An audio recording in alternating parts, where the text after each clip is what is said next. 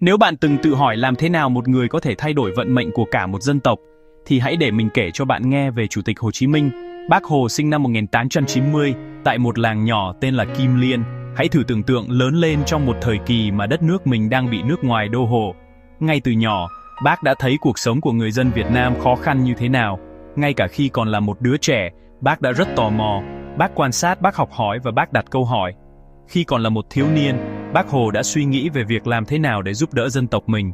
Bác rời nhà khi mới 21 tuổi, làm đủ mọi nghề và đi từ Việt Nam sang Pháp, rồi Anh và thậm chí cả Hoa Kỳ.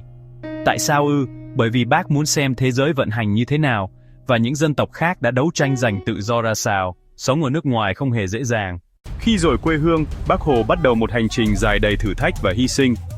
Những ngày đầu ở Pháp, bác làm đủ mọi việc để mưu sinh, cỗ sàn tàu, làm bội bàn trong quán ăn nhỏ và rửa bát trong bếp của các nhà hàng lớn. Đôi bàn tay chai sạn, nhưng ý chí thì không bao giờ lung lay. Có những đêm bác phải ngủ trên bông tàu lạnh giá, hoặc trong những căn phòng chật hẹp, thiếu ánh sáng. Đôi khi, bữa ăn chỉ là một mẫu bánh mì khô, nhưng chính trong gian khó ấy, bác học được sự kiên nhẫn và lòng cảm thông với những người lao động nghèo khổ. Công việc vất vả, lương thấp, bác phải sống trong những căn phòng chật hẹp, nhiều khi không đủ ăn, nhưng chính những khó khăn ấy đã rèn luyện ý chí và nghị lực của bác. Ở Paris, bác thường xuyên đi bộ qua những con phố nhộn nhịp, quan sát cuộc sống của người dân thành thị và ghi chép lại những điều mình học được. Bác dành thời gian đọc báo, tìm hiểu về các cuộc cách mạng trên thế giới và viết thư gửi cho các tổ chức quốc tế. Có lần, bác phải bán tranh vẽ trên vỉa hè để kiếm sống. Dù cuộc sống bấp bênh, bác vẫn giữ vững niềm tin vào tương lai và luôn tìm cách giúp đỡ những người xung quanh. Ở Anh, bác làm vườn, quét dọn khách sạn và học tiếng Anh bằng cách trò chuyện với đồng nghiệp đến từ nhiều quốc gia khác nhau. Bác kết bạn với những người lao động nhập cư, cùng nhau chia sẻ bữa ăn giản dị và những câu chuyện về quê hương xa xôi. Từ Hồ, bác học được sự đoàn kết và sức mạnh của cộng đồng. Những buổi tối, bác thường ngồi bên cửa sổ nhỏ, viết nhật ký và suy ngẫm về con đường phía trước. Ánh đèn vàng lé lói, nhưng niềm tin trong lòng bác luôn rực sáng. Bác luôn quan sát, lắng nghe và học hỏi từ mọi người xung quanh. Những trải nghiệm này giúp bác hiểu sâu hơn về cuộc sống của người lao động và những bất công trên thế giới. Ở Mỹ, bác làm thuê trên tàu thủy, đi qua nhiều thành phố lớn như Boston và New York. Bác chứng kiến sự phân biệt chủng tộc và những cuộc đấu tranh của người da màu. Những hình ảnh đó càng thôi thúc bác tìm kiếm con đường giải phóng cho dân tộc mình.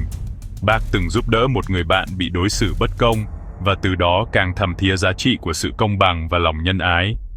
Những trải nghiệm ở phương Tây đã mở rộng tầm nhìn của bác về tự do và quyền con người.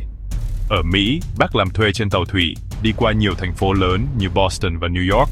Bác chứng kiến sự phân biệt chủng tộc và những cuộc đấu tranh của người da màu. Những hình ảnh đó càng thôi thúc bác tìm kiếm con đường giải phóng cho dân tộc mình. Dù sống xa quê, bác không ngừng học tập.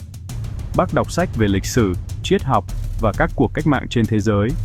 Bác viết bài báo, tham gia các cuộc thảo luận và kết bạn với những người cùng chí hướng từ nhiều nước. Bác thường xuyên đến thư viện, nghiên cứu tài liệu và trao đổi ý kiến với các nhà hoạt động trẻ tuổi.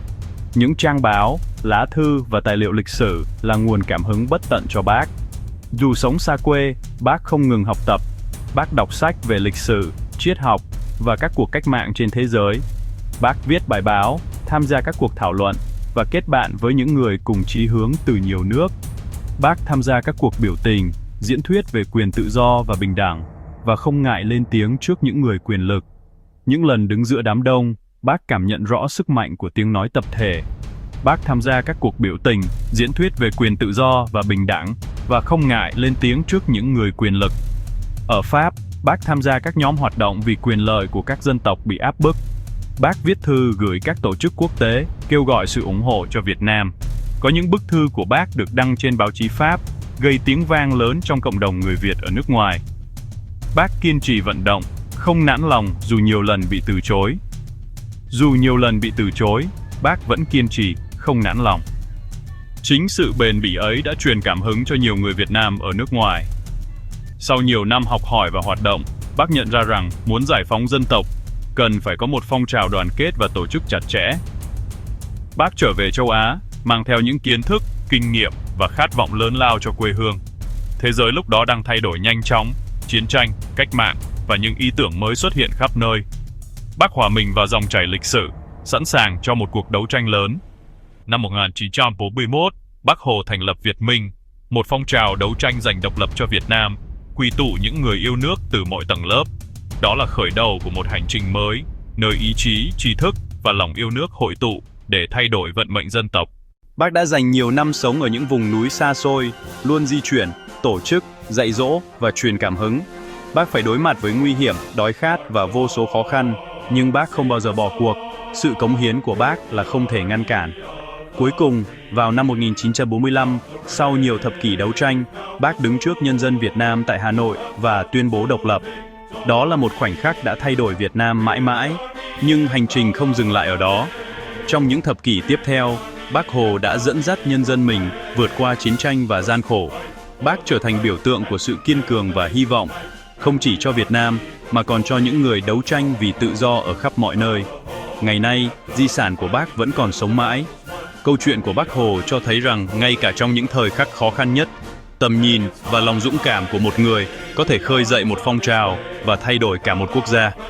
Vì vậy, bất cứ khi nào bạn cảm thấy mình nhỏ bé hay bất lực, hãy nhớ rằng những hành trình vĩ đại thường bắt đầu từ những nơi khiêm tốn nhất, chỉ với một ước mơ về một tương lai tốt đẹp hơn.